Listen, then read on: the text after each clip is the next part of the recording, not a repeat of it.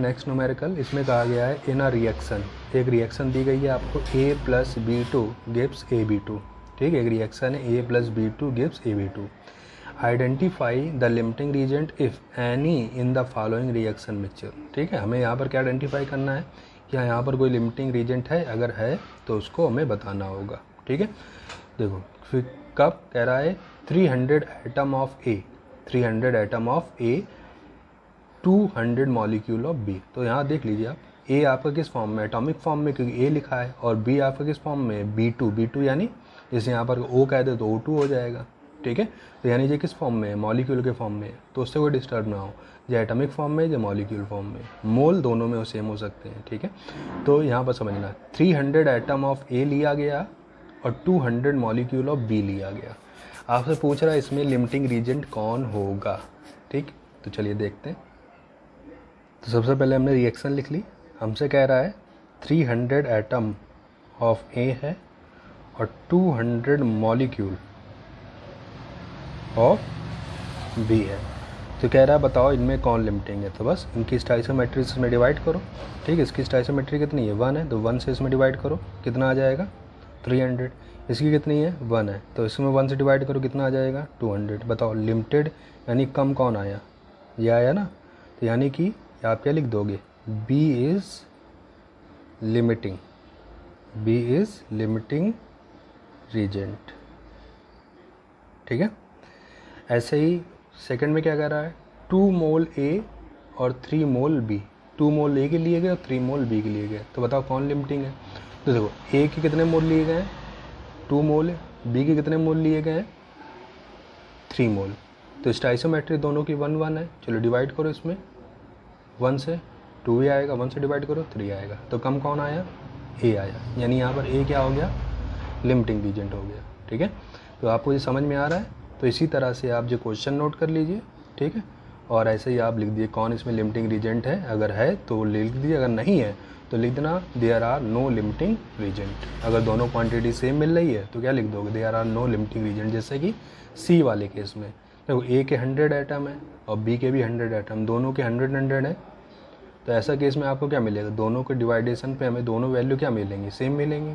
अब सेम मिलेंगे तो यानी कि यहाँ पर कोई भी लिमिटिंग रीजेंट नहीं है, दोनों इक्वल क्वांटिटी में, तो आप क्या लिख दोगे, देयर आर या there is no limiting reagent, ठीक। ऐसे आप D वाला और E वाला आपको खुद करना होगा क्वेश्चन, आप वीडियो से देख करके नोट करें और उसके बाद अपनी कॉपी में इसको नोट करें, ठीक है। जहाँ पर क्वेश्चन है वहाँ पर वीडियो को आप स्टॉप कर लीजिए और उससे क्वेश्चन नोट करके अपनी कॉपी में सॉल्व करिए। चलिए अब बढ़ते हैं नेक्स्ट क्वेश्चन की ओर। चलिए अब इस न्यूमेरिकल में हम देखते हैं, ये भी आपका स्टैइसोमेट्रिक कैलकुलेशन से रिलेटेड है। कह रहा है 2.8 gram of N2 and 6 gram of H2, ठीक है, are taken in a closed container and are subjected to reaction, ठीक, और रिएक्शन कराएगी।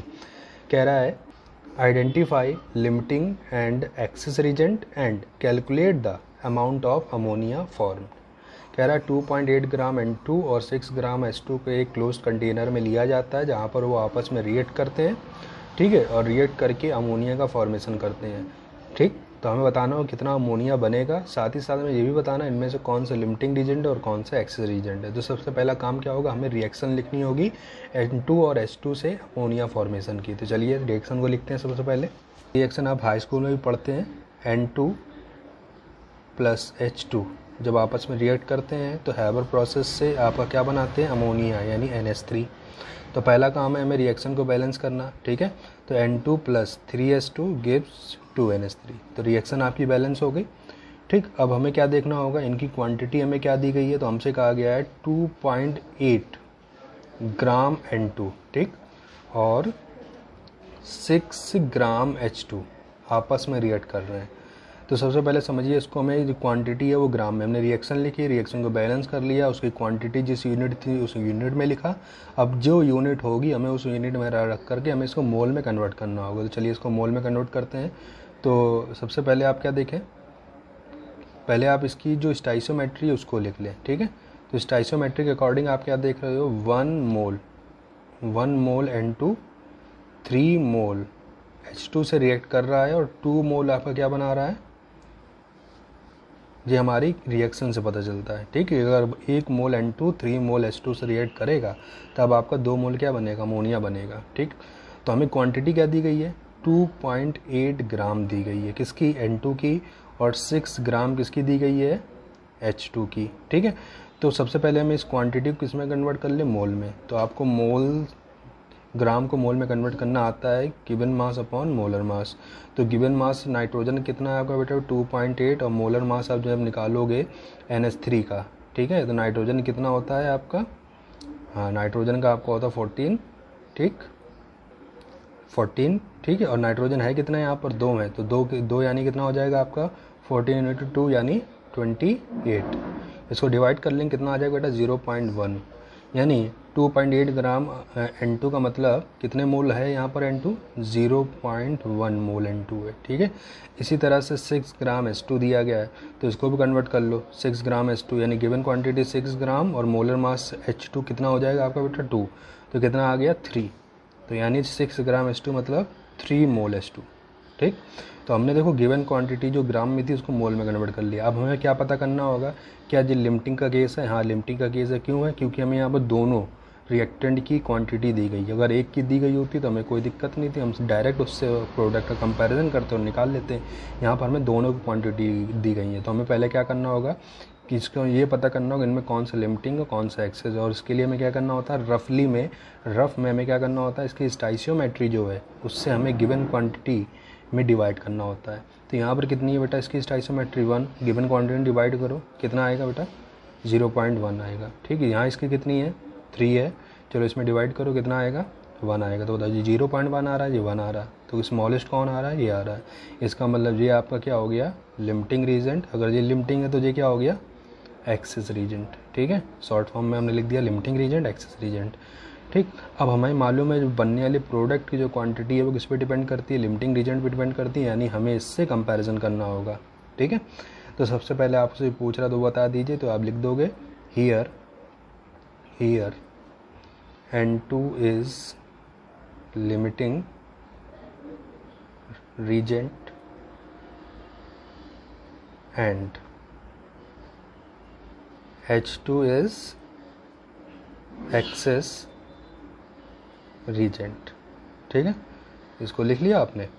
अब हमें क्या निकालना होगा, प्रोडक्ट को कंपैरिजन करना होगा। चलिए लिमिटिंग कौन है हमारा N2, पहले हम इसकी स्टाइशियोमेट्री कंपैरिजन करेंगे। तो देखिए 1 मोल से कितनी अमोनिया बन रही है, 1 मोल से 2 मोल अमोनिया बन रही है। 1 मोल N2 से 2 मोल NH3 यानी अमोनिया बन रही है। तो आप लिख लोगे 1 mole N2 produce, 1 mole N2 produce equal to 2 mole NH3, 2 mole NH3। ठीक, तो बताओ हमारे पास कितने मोल दिया गया है, 0.1 दिया गया। तो बताओ 0.1 मोल ऑफ N2 प्रोड्यूस, तो 2 × 0.1 मोल NH3 यानी कितना आ गया बेटा 0.2। ठीक है, कितना आ गया 0.2 मोल NH3। तो जो मोल में है इसको कन्वर्ट कर लेंगे ग्राम में। ठीक है, तो ग्राम में कन्वर्ट करते हैं, चलिए देखते हैं कितना आता है ग्राम में कन्वर्ट करने पर। ठीक है, तो हमने इसको देखा कन्वर्ट कर लिया, तो आपने क्या देखा mole equal to given mass upon molar mass होता है। तो गिवन मास इक्वल टू क्या हो जाएगा मोल इंटू मोलर मास। तो मोल कितना है हमारा आया 0.2, और गिवन मास कितना है, मोलर मास कितना है, तो NH3 देख लीजिए, नाइट्रोजन का 14 होता है, हाइड्रोजन कितना होता है बेटा 1, तो 3 है, तो 3 है तो 3 हो जाएगा। तो कितना हो गया बेटा 14 + 3 17, मल्टीप्लाई कर लो कितना आ गया 3.4, यानी कि 0.2 मोल ऑफ NH3 यानी कि 3.4 ग्राम NH3 बनेगी। ठीक है, 0.1 मोल ऑफ N2 से। तो ये आपका न्यूमेरिकल था, इसका सॉल्यूशन आप देख लीजिए। ठीक है, इसको आपको वीडियो से ही देखकर नोट करना होगा, तो अच्छे से उसको जहाँ पर क्वेश्चन हो वहाँ पर उसको रोक लीजिए, इसको समझिए और उसके बाद कॉपी में नोट करिए। तो ये इसका सॉल्यूशन है और ये इसका क्वेश्चन था। ठीक है, तो क्वेश्चन देख लीजिए और उसके बाद उसका सॉल्यूशन को कॉपी में नोट करिए। तो ये लिमिटिंग रीजन से रिलेटेड क्वेश्चन थे। कुछ और भी क्वेश्चन हैं, हम इसको नेक्स्ट टर्न पे नेक्स्ट वीडियो में आपको बताएंगे। चलिए आज के लिए इतना ही।